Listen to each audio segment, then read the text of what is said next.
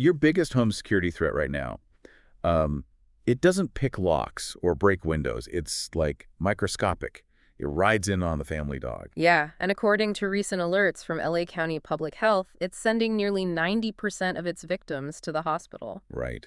So today's deep dive is all about flea-borne typhus. Hmm. We're looking at data from the CDC and local health officials to really figure out what this disease actually is. Exactly. How to spot it, and most importantly, how to protect your family. But just to be absolutely clear right up front, we are not medical professionals. No, definitely not. This deep dive is strictly for informational purposes. Like, if you suspect you're sick, always go see a doctor. Okay, so let's trace this threat from the outside in.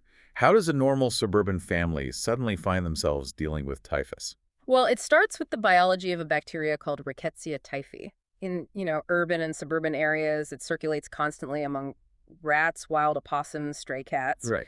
But it uses fleas as the delivery mechanism to jump from that wildlife to humans. Wait, I always assumed a flea bite works exactly like a mosquito bite. Yeah. Doesn't the flea just inject the bacteria right into your bloodstream when it bites you? See, that's the crazy part. No, it doesn't. Wait, really? Yeah, the bite itself is basically a distraction. The flea feeds on you, but it actually leaves behind infected flea dirt, which is really just a clinical term for flea feces. Oh, gross. Right.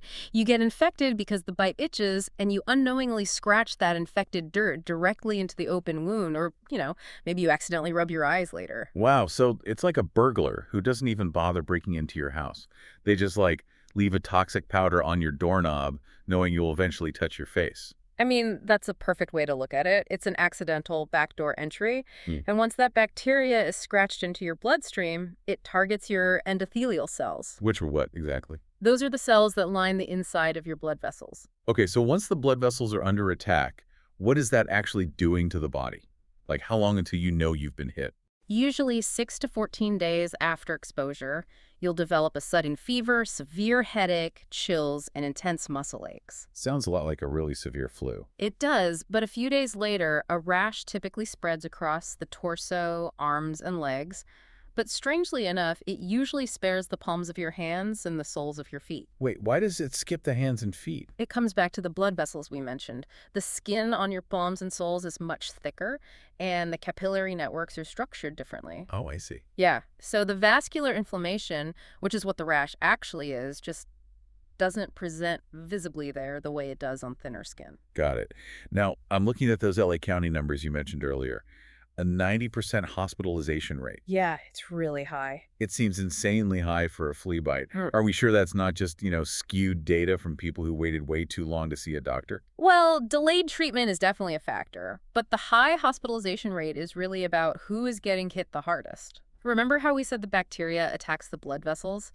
If you are an older adult, or if you have underlying conditions like diabetes or hypertension, your vascular system is already under stress. So it just completely overwhelms the system. Exactly. This bacteria exploits that exact vulnerability. And that can quickly escalate to severe organ damage, and in rare cases, even fatalities. Okay, knowing the stakes are that high, how do we actually stop this? I mean, my initial thought is, if we just avoid petting wild opossums or feral cats, we should be fine. I hear that a lot. It's a logical assumption, but a very dangerous one. Really? Yeah, because you don't have to touch a wild animal. Your totally healthy-looking indoor pets can easily pick up infected fleas in the backyard and carry them right into your living room. Oh, wow. And the pets themselves rarely show any symptoms. So the burglar leaves the poison on the family dog, basically. Right. That's why the absolute best prevention is putting your pets on year-round flea control.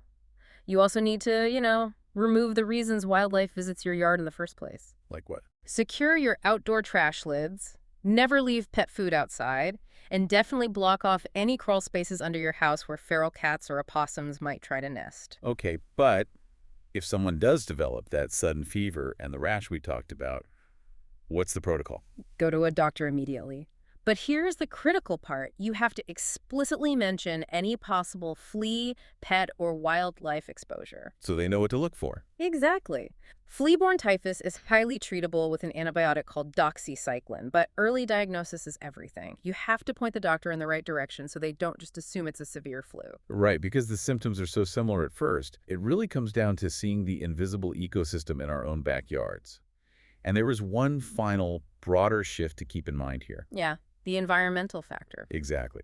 With climate warming extending flea activity seasons, we're looking at a major transformation.